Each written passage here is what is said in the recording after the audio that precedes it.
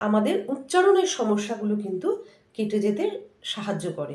কারণ আমি এই যে খুব স্পিডে সা রে রে সা সা রে নে সা রে গা গা রে রে সা সা রে, এই যে খুব স্পিডে উচ্চারণ করছি নোটসগুলো, তো এটাই হচ্ছে আমাদের মাউথের, আমাদের মাউথ ক্যাভিটির যে জড়তা থাকে, যখন দেখবে অনেক সময় স্পিডে নোট উচ্চারণ করতে গেলে বা টানের সময় আমাদের কিন্তু জিভে একটা জড়তা চলে আসে।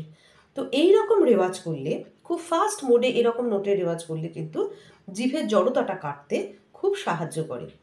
আর দ্বিতীয় কি উপকারিতা, যখন তোমরা এটি আকারে করবে তখন এই যে গমকের দানার কাজটি গলায় খুব সুন্দরভাবে চলে আসে। আ